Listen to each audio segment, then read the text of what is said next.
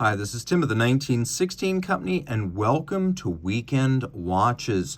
Leading off, we have the Omega Speedmaster Professional, and this is the Apollo 13 45th Anniversary Edition. Officially, that's what this is. Unofficially, what you're looking at right here is the Silver Snoopy 2. Now, the original Silver Snoopy came out in 2003, and it was a fairly standard Speedmaster with a few Snoopy illustrations to recognize the award given by the astronauts to esteemed and distinguished third-party suppliers and NASA employees. So the key thing about the Silver Snoopy is that it was an award given by the astronauts to distinguished supporters, both public and private, of the space program.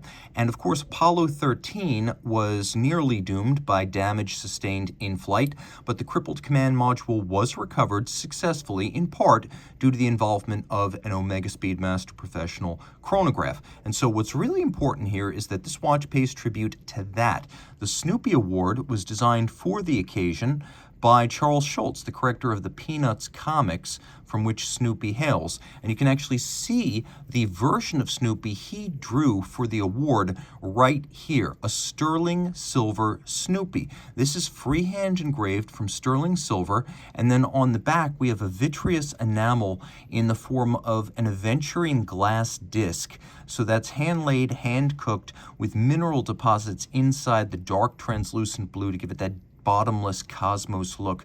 Silver Snoopy Award, eyes on the stars. Of course, 1970 was the year. Apollo 13, 45 years since this watch came out as a 1,970-piece limited edition in steel for 2015, and it pains me to say that the original retail price of $7,500 would be awfully attractive by current standards for this watch. That said, it is quite special, and it's taken on a bit of a life of its own. First, we do have this unique dial, which goes far beyond the original Silver Snoopy model. Taking a quick look, it's black and white, just like a newspaper comic strip. We've got Snoopy the Beagle thinking failure is not an option in a thought bubble. That's actually a line from the Apollo 13 movie.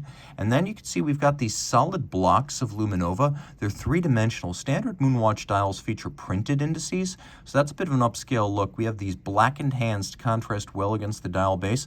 And note that all of the numerals in the sub-registers are bubble numerals. You can also see what could you do in 14 seconds. We have 14 comic-style cells, and then 14 seconds was a specific time period during which an Omega chronograph timed firing of retro rockets to return the crippled command module to Earth.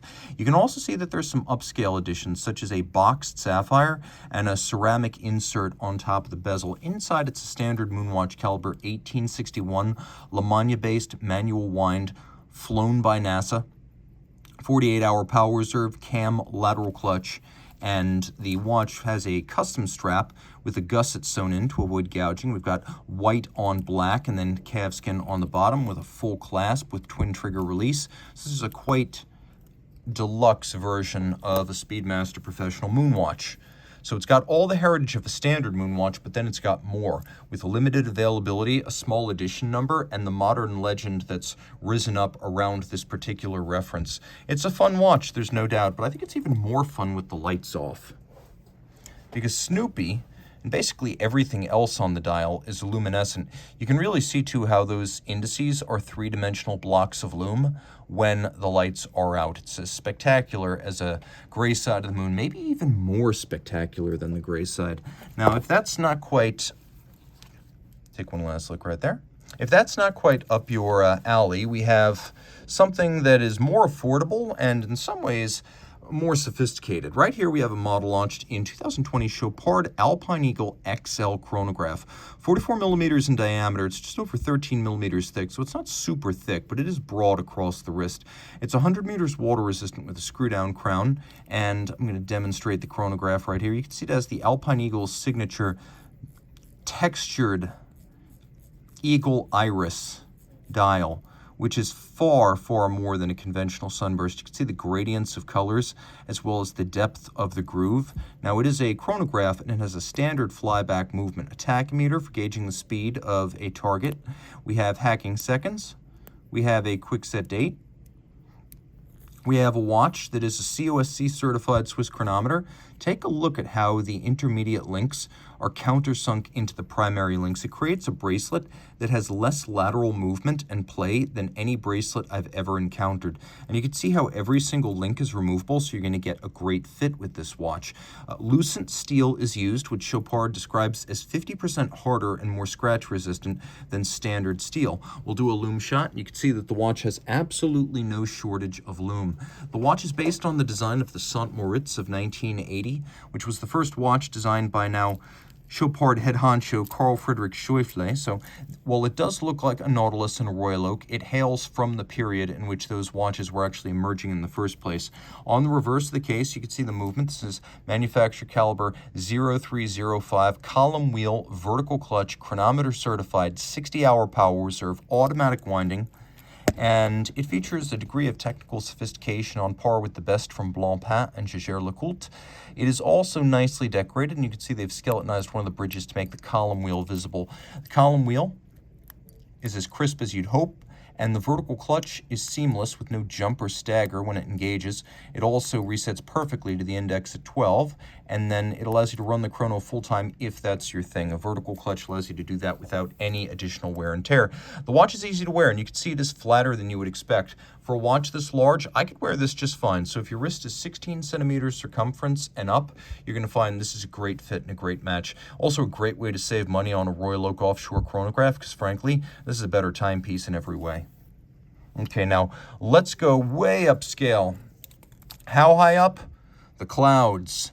This is the MB&F HM9 Flow. Now, as you can see, the Flow, a limited edition of 33 pieces in titanium, was launched to celebrate the curvilinear designs of the 1940s and 50s, early jet fighters and early streamlined automobiles. So these take inspiration from the 1948 Buick and the de Havilland Venom fighter. And you can actually see probably more of the de Havilland with the twin nacelles for the escapements than the Buick. Now, there are two versions of this, the Air and the Road. This is the Air, so named because the dial is more like the instrument you would find on the flight deck of a mid-20th century aircraft, whereas the Road has something that would be more likely to appear on the dashboard of a car from the same period. It is luminescent, you can tell time in the dark, and it's also a watch that's suitable whether you're driving or flying. You can see how the pivot centers are actually far inboard of the edge. It is over 56 millimeters from end to end, but you can see that the pivot centers are far inboard, meaning it wears a lot smaller. It's 47 millimeters wide, but you really need to see this watch because describing the size can be intimidating, but actually seeing it on the wrist, you realize that it fits just fine. It's designed to be outrageous. It's not supposed to fit underneath the cuff, not by a long shot. It is supposed to be visually spectacular, and that it is.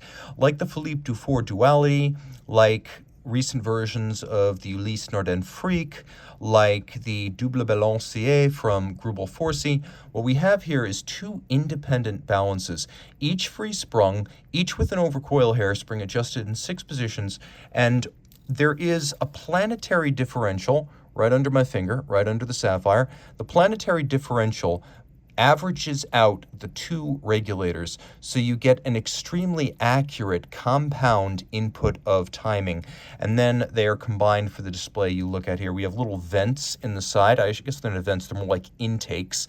And notice the number of sapphires on this watch. It is extraordinary, and 3D rubber seals had to be developed just to get it to standard 30-meter dress watch water resistance. You have your rocket thrust or jet thrust acting as the crown, this little nozzle on the back, also featuring the double-sided battle axe of MB&F. A beautifully decorated movement. Take a look at the bridge for that balance. Everything below it is also well finished. And by the way, movement designed by Simone Britt. So if you are aware of Simone Brett, who is now a GPHG laureate and being recognized left and right as one of the great up-and-coming young watchmakers, arguably the next Recep Redzepi. Well, he designed watches for others before he worked under his own name, and this watch is confirmed as one of his. If only we knew which Cartier watches F.P. Journe had worked on during the 90s. The good news is MB&F has always disclosed its friends, Max, Buser, and friends, and the friends have always been credited. So you know exactly who is behind this watch, and it is a rock star young independent watchmaker. We have a leaf spring style titanium folding clasp made for MB&F by G&F Chatelain. Again, the double-sided battle axe. And one more time, I will show you how the watch wears so you get a sense of the fit. It's big, but it's not outrageously big. And all sapphire, titanium, and leather, it wears very, very light. When your hand is on the yoke of your airplane or the wheel of your car, you can easily read it. One of MB&F's best. This is the HM9 Flow Air. Okay, here's one of my favorite watches to present, favorite of all time. It is the Breitling Aerospace, specifically this is the Aerospace Evo F16 edition. The Aerospace came out in 1985, and it was Breitling's take on what a true modern pilot's watch would be. So not a fashion pilot watch like a big Pilot or a Rolex GMT, but something a professional like a Viper pilot might actually use. So you've got the F16 there loaded down with bombs, missiles, and drop tanks, and then otherwise it's the standard 43mm titanium Aerospace Evo that came out in 2013. So there's a lot to love about the Aerospace Evo. First, it's really thin, only 10.8mm thick, 52 from lug to lug, but all in titanium, really light with beautifully curved lugs that make it wear smaller. Captive bezel, you can see individual screws holding the bezel to the case, and it's 100 meters water resistant, which is over 3 times the standard for pilots' watches, so you can actually swim with this, and it has a unidirectional rotating dive style bezel, adding even more functionality. Now here you can see that the watch does include passive lume. So you do have passive lume, and the passive lume is matched with a backlight. The backlight is active, and it's actually NVG safe. So you can use it when you're wearing night vision goggles, and you can see all these different modes that are available. Like I said, it is designed to be a true pilot's watch. See how I can have digital and analog time at the same time? How cool is that? Also note it stays lit as I cycle through the different functions in the dark. So we've got analog time, we've got digital time, and you can see how digital time can be in 24 or 12-hour format. Keep going back. Now we have our perpetual calendar system along with running seconds. You can see more of the indications of the perpetual calendar, which is multilingual and can be set to different languages. We have a timer. This is a countdown timer. So if you want 5 minutes until an alarm sounds, this is what you use. So 5 minutes, 7 minutes, an hour and 51 minutes. You can set it just like that. It is designed to give you an alert after a specific interval. We also have a second time zone, which you can see is available in 24-hour format. We have a chronograph, which has a 24-hour duration. Easy to set, reset. We've got an alarm. This will sound at a specific time of day. That's how it's distinct from the timer. And then you can set it just for analog time display. COSC certified Swiss quartz chronometer. This caliber 79 super quartz is based on the ETA Thermaline, I want to say 388 series. And actually, I think it might be 988352. But the bottom line is caliber 79 has a 3 to 4 year power reserve, an end-of-life indicator to let you know when it's nearing the end of that time period. It is thermocompensated, so neither very high or very low temperatures will change the timing. That's critical on a quartz watch. And it is so accurate, being a Swiss quartz chronometer, which is a rare thing, it is accurate to about 10 to 15 seconds per year.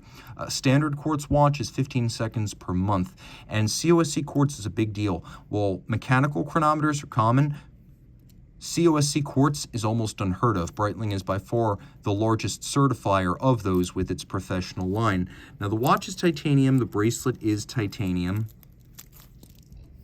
and you can see that on my wrist, it wears nicely. So it's big, but look how flat it is.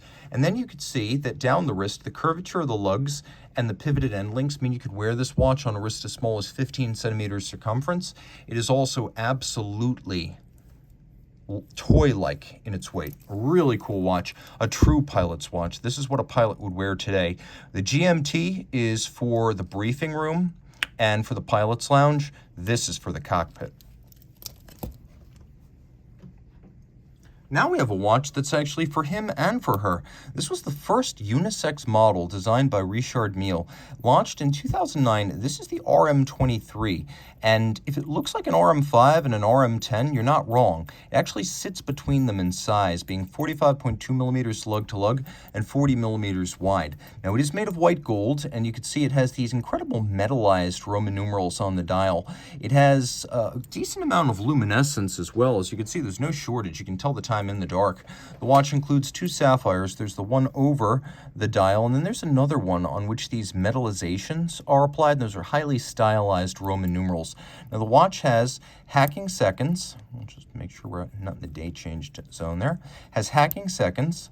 And then also has a quick set date. And you can see there is a skeletonized date disc, and the skeletal numerals are superimposed over a light-colored panel that effectively highlights them. So that's how the date system works. We have a carbon fiber flange circling the dial on which the numerals, or I should say numerals and indices, are located. You can see that the crystal actually matches the arc of the case, which is not an easy thing to do. We have a polished conical crown with a rubber surround or a rubber shoulder, and on the back you can see caliber RMA2, automatic winding, full titanium, shock protected. It has a set of white gold variable inertia masses on the rotor.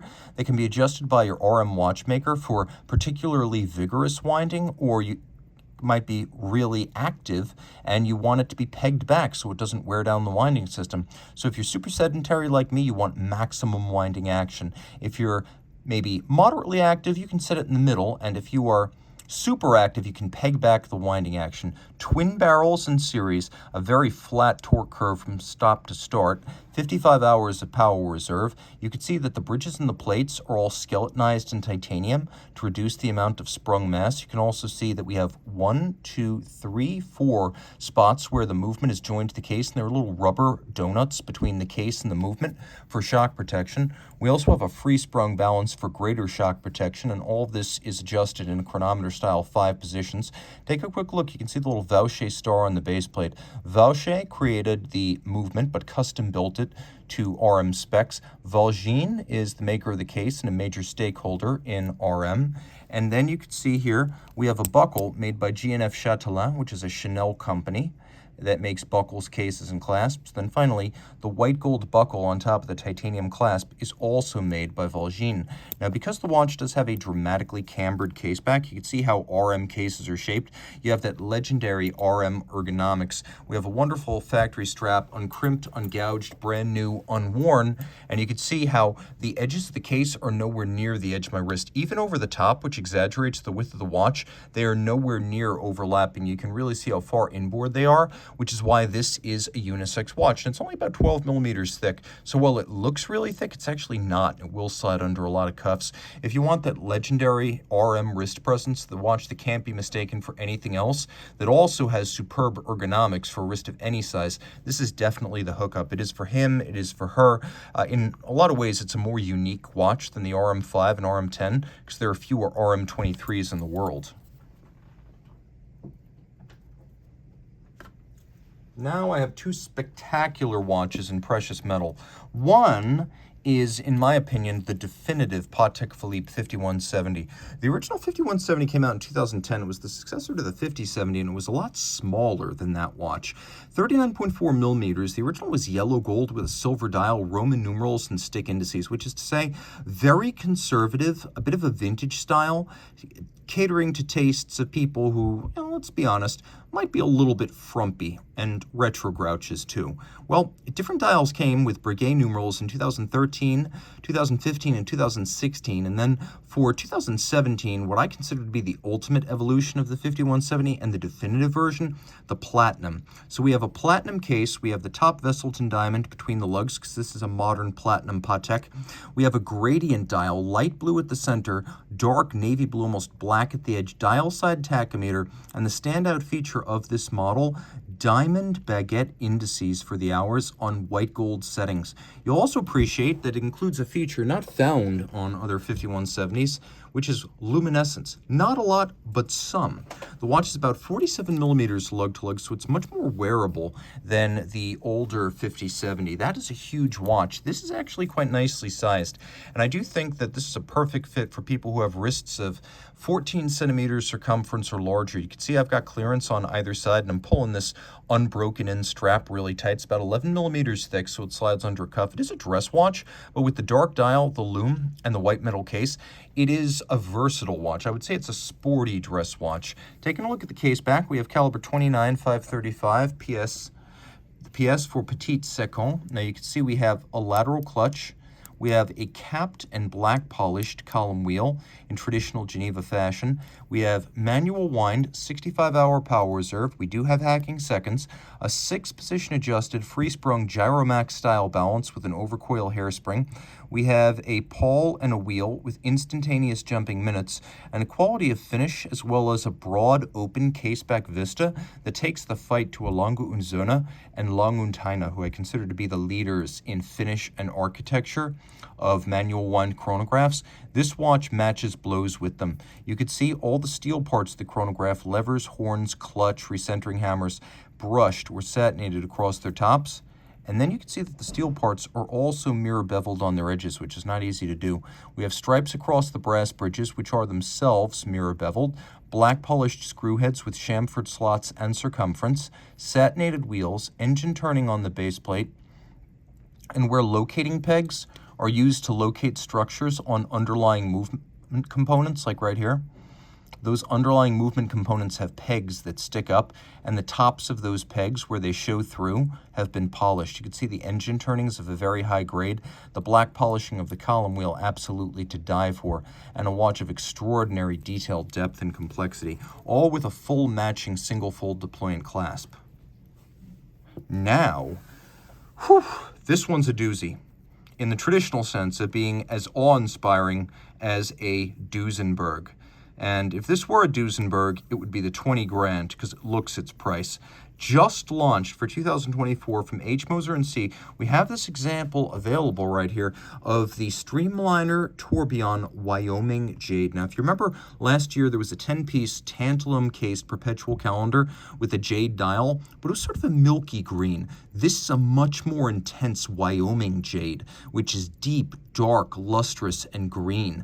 Now, the watch is 40 millimeters in diameter. It's about 12 millimeters thick. It's automatic winding with a 3-day power reserve, a flying tourbillon with 2 hairsprings, and a 120-meter water resistance. It's inspired by the spirit of the 70s without copying one reference specifically. So you feel like you've seen this bracelet before, and this lapping machine pattern on the bezel, and this tonneau-like case shape, but you can't quite place it. Just like the original Dodge Viper, evoking the energy and spirit of the 427 Cobra without actually looking like a Cobra replica. The Streamliner has been one of the best at channeling the energy of the 70s without actually copying or plagiarizing a specific model. Now, the Wyoming Jade is what makes this a 100-piece limited edition. The jade is first cut, then a lapidary who does micro machining removes all of the burrs and ensures that it is cut properly with the aperture for the tourbillon and the circle for the dial. It then goes to a dial maker who hand finishes, hand polishes,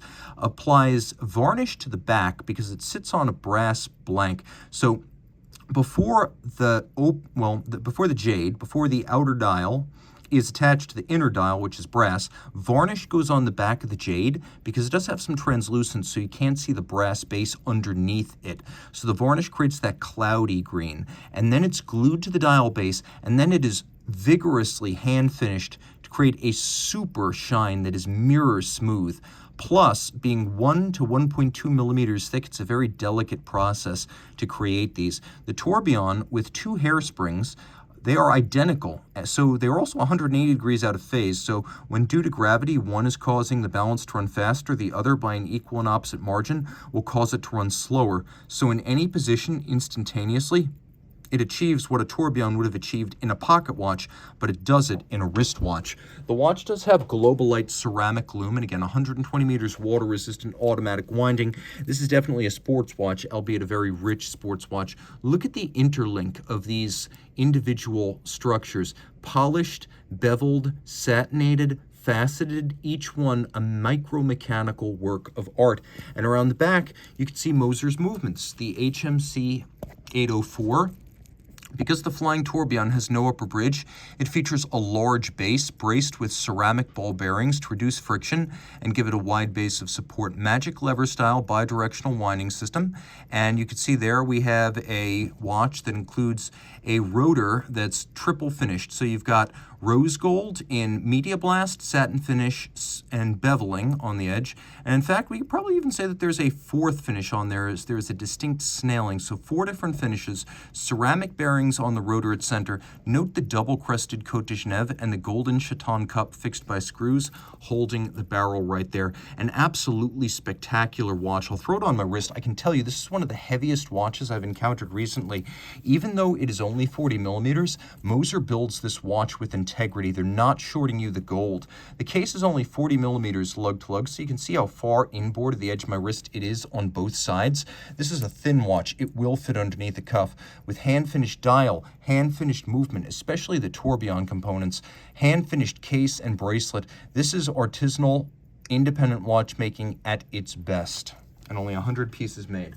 Finally, a watch that I constantly call out as one of the best watches to buy if you've got a big wrist, the 2012 Zenith Pilot Doublematic. Now, the nice thing about this watch is that it has everything in one place. 45 millimeters might seem like a lot, but it's really not when you think about the fact that this watch has a big date, an El Primero chronograph, a power reserve, world time, and an alarm. Now, here's how this works. So you've got the alarm, which can be turned on and off. See how I'm turning it on and off? So it can be armed if you want it ready to go, but you don't necessarily want it going off unintentionally. Now, eventually,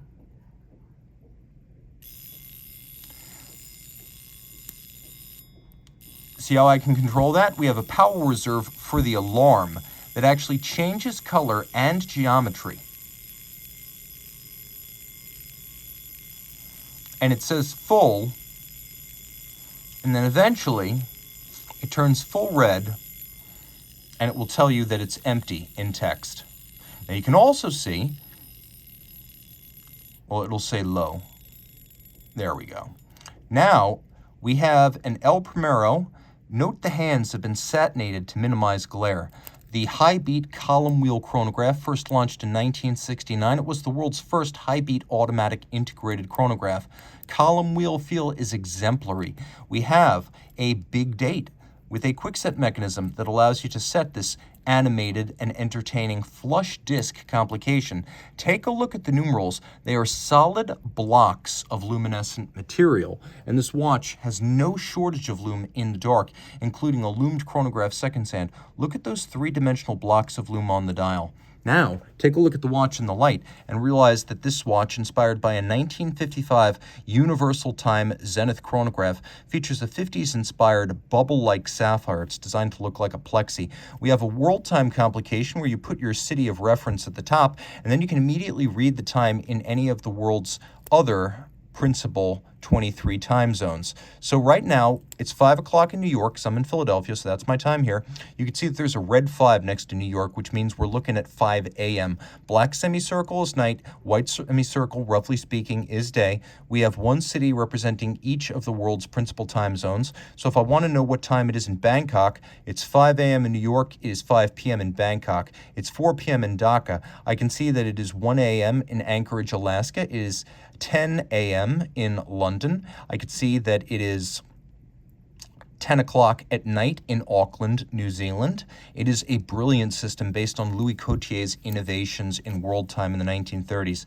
50-meter water resistance, El Primero chronograph, column wheel, lateral clutch, bidirectional automatic winding, high beat, 10 beats per second. You could see the column wheel here is visible on top of the barrel. 50 hours of power reserve, the super rare El Primero caliber 4046. And like I said, the watch is big, but no bigger than it has to be for all these complications. If my wrists were large enough to wear this well, I would be wearing it already. This is the ultimate watch. This is the only watch. This is the one watch you could take through your entire life. I've even seen people put them on rubber straps and swing swim with them. This watch gets it done. And if your wrist is maybe 1 centimeter larger than mine, it could be yours. So 17 centimeters and up, ultra high grade aviator style contrasting stitched leather strap, but with alligator leather rather than aviator standard calf. It's an upscale strap better than standard aviator. Rubber inlay on the bottom to protect the leather. It's also super supple against the wrist. Twin trigger steel double deploying clasp to match the steel case. A watch that has everything going on. This is the ultimate all-in-one complication. Reach out to Team Mosso at thewatchbox.com for purchase and pricing details of this or any watch on today's show.